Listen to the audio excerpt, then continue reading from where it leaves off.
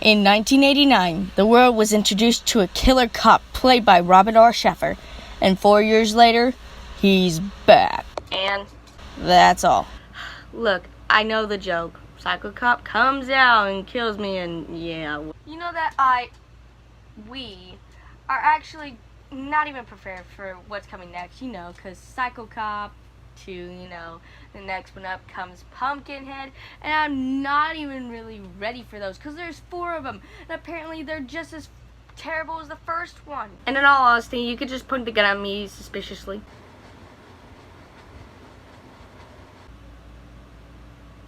Are you just gonna do anything else, or you just... Yeah, okay. Since in the last one you actually did try to kill me, I'm just gonna review this movie. Is that okay? This is Psycho Cop Returns. Or Psycho Cop 2. Or no one can pick a freaking title anymore. We open up to a diner where Psycho Cop Officer Joe Vickers is, as we overhear 2 guys talking about a bachelor party for their friend Gary, as Brian says he doesn't want to do anything extreme and lose his job.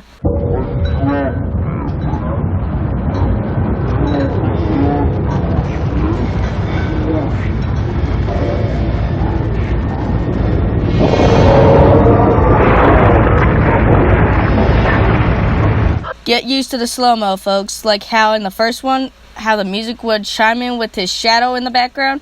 It slow-mos the hell out of this movie. As Larry continues to talk, he talks about strippers, booze, and the grass. As Brian tells him to shut up as well because there's a freaking cop behind you dumbass. And yes, he did hear.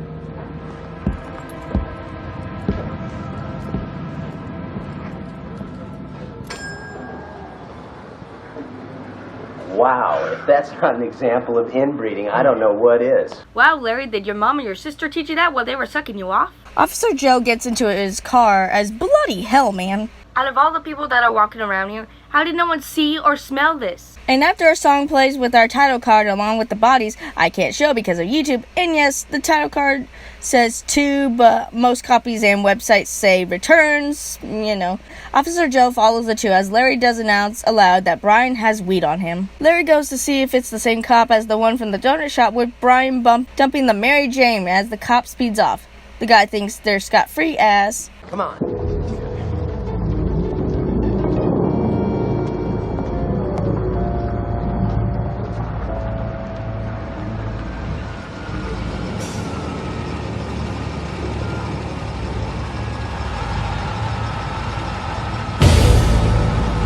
For real though, I just think Officer Joe just forgot how to walk around normally outside in the city, so now he just walks around on the sidewalk in his cruiser.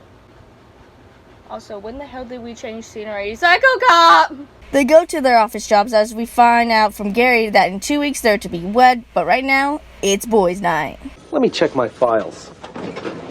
Whoa! You think you got enough there, Mike? You can never really have enough. We meet a pair of lovebirds, Tony and Chloe, getting frisky in the copy room. Larry goes to hit on a girl, Sharon, as she's not interested in him. Larry walks into the heated copy room. All right, Big Tony, way to go, buddy. Hey, do you mind? I just need to make 1 copy.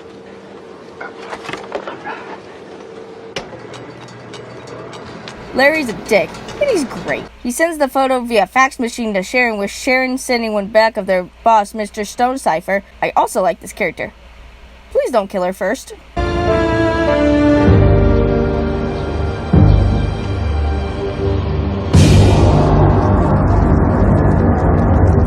Everyone begins to cheer as the bachelor party is to commence, except for Brian, who sees the cop car parked up front. Larry tells him to forget about it as they commence the plan. The entertainers get there with one of the security guards that work there getting paid handsomely to keep watch as Officer Joe sees. Which one? To the top of the shaft! Oops, silly me. Now it's gonna take forever to get all the way up. FBI should be knocking on this door any minute now. Tony and Chloe go down further to get some privacy to do the as Gus, the security guard, hears Officer Joe knocking on the window and tricks him to letting him inside.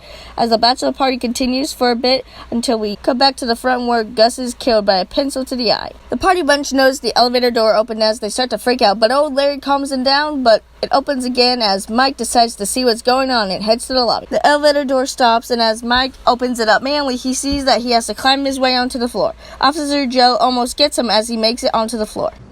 Excuse me. Excuse me.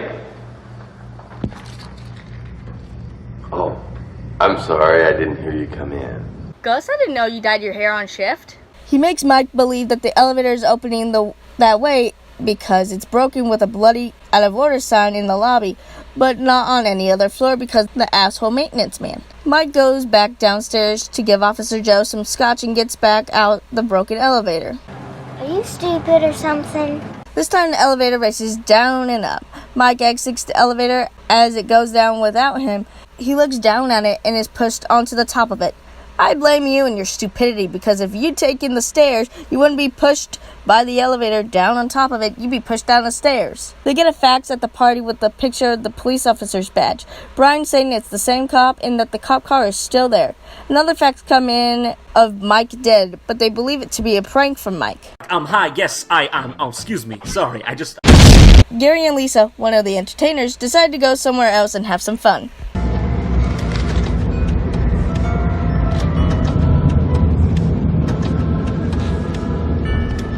You know, I'm beginning to suspect foreplay. You and the guy from the Titanic Legend Goes On actually would be great friends.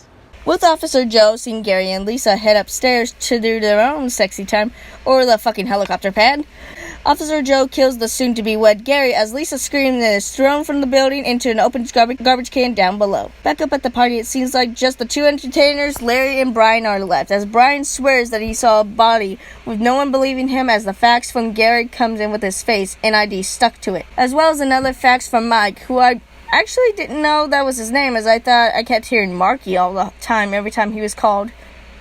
Oops. Brian is told to go get them and goes to the copy room to see the room a mess with a bunch of pictures on the floor and gets a bad feeling, showing the girls and Larry. Brian suggests that they're with Larry, showing them that with one copy of the original can make the picture seem like whoever did it hadn't moved. Both Tony and Chloe finish the do as she realizes her underwear is missing and goes to the copy room to find them.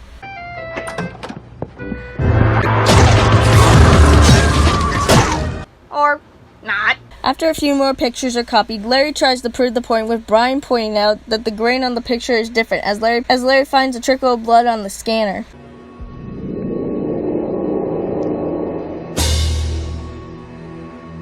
Give me a break. This is not Friday the 13th part Infinity here. Don't give him any ideas, Larry. There are no bodies in the closet, but they are in the ceiling. They go to escape and end up in the room where Sharon scares them and wants to know what's going on. They tell her what's going on as she goes to call the cops with the phones being cut.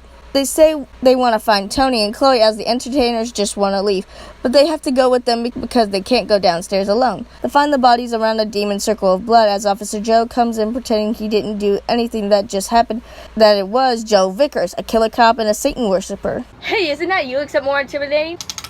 Every time you do that, it gets less scary. Stop it. Brian points out to Larry that the badge in the photo is the same one as Officer Joe has on him as he begins to tell us how he survived the first movie, that the more he continues to worship Satan, the stronger he becomes. His story becomes less and less truthful, with him accidentally slipping that the girl is dead and that he is Joe Vickers, and whoever killed them is actually still at large and can be anyone in the room. Larry and Brian trap Officer Joe against the wall with a desk as they make a run for it, with Larry being stuck to the wall with the desk and is killed with a gun to the mouth. Brian sees and freaks out and is shot in the back. Man, this was one of the guys that I actually liked too, damn it. The girls make it to the exit as the door is locked as Sharon tries to break it with a fire extinguisher with no luck. Sharon picks up Gus's gun and prepares herself to kill him, only for him not to show up, with them trying to figure out how to get to fire exit, which is handcuffed shut, and they're off their way to find a new plan to escape through the garage on the 3rd floor. They go to the upstairs as Officer Joe grabs one of the girls and points a gun at her head as Sharon is not giving up without a fight. Just to let you know that I'm a serious guy. Sharon puts the gun down and snaps her neck. In hindsight, seen it coming, as well as he didn't say he wasn't going to kill her with the gun, so... She runs upstairs and arms herself with a fire axe with Officer Joe hot on her trail. She manages to hit him in the gut, but it doesn't stop him. And there are no bullets in the gun, so only thing there is to run. She goes back to the party room and arms herself with the Jack Daniels with a fax coming in of a beautiful smiling face. I'm here! Ding dong! Ding dong calling! Candy grab! Here's Joey! Psycho Cop, that's for when you're cutting down the door down, you silly goose. I'm gonna hurt you. Just because it's gonna be fun.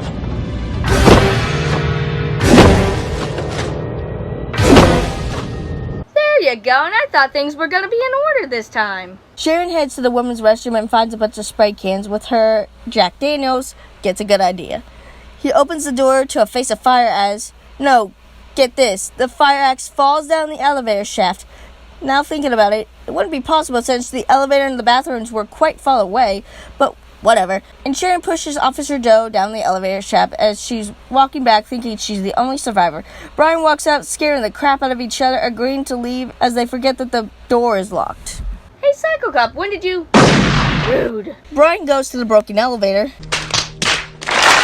Look, guess who is there? With Brian being stabbed in the back with a fire axe, the chase is on once again and actually making it to the garage and outside as he catches up with her, cutting to the bar full of people who see what's going on as they weapon up, stopping him from hurting Sharon and beat the shit out of him. A random onlooker then sees the beating and begins filming like, Excuse me, what? well, actually, that same footage is used on the news the next morning about Officer Joe being captured as Sharon and Brian are in the hospital. As they have a good laugh, as we zoom into a guarded door with the room number 666 on, something begins to bark and growl as the officers, nurse, and doctors go in to scream in pain with only one doctor coming out, and that's Dr. Joe.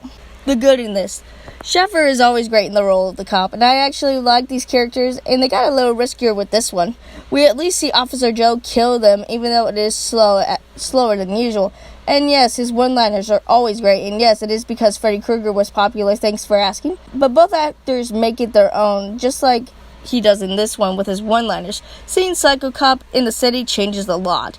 In that, did we not see the bodies in the car? Like, the cop car? Like, what was that about? And most of the characters have something about them that I can remember. Unlike the first one where you can only remember that a guy and a girl lived in that movie. And that the ones who were killed were crossed as well in the woods, which was seen a million times. So in the city and in an office building along with the bachelor party was a pretty nice change actually. And how many of the kills were actually pretty gruesome and I couldn't show on YouTube. The bad. Why did Brian need to be silent until near the end? Like, have him push Officer Joe off, and when the elevator door opens, the axe is thrown at his back as they try to leave from the garage. Larry has no confidence in Brian. Like he said, he had a bad feeling, then why continue on and try to debunk him? No, he's right. Just call them. But since the line was cut, page him, maybe, or even scream from the windows for help. Wait, it's the city, so someone would hear. Also, the one lady, Chloe, that was with Tony, yeah, I had no idea what her name was until like 50 minutes in. And with the two entertainers, none of the names were really introduced until like way later, except for like Larry and Brian and Mark and Gary. Also, he kills for whoever breaks the law. So he comes in because of disturbing the peace or assaulting him as Sharon did. But what about the entertainers? I mean, they're doing their jobs, so why kill them? Or can he not get it up? And everyone decides to do things that they already did or just completely disregard, like the broken elevator or just how the front doors were locked. Speaking of which, what would your sequel be called now since it's not The Return, but since we obviously know you're going to be coming back soon anyway? Psycho Cop in the Hood. That's it! I didn't even kill him. I didn't even kill him. He just kind of... I don't even know what... How do I end this?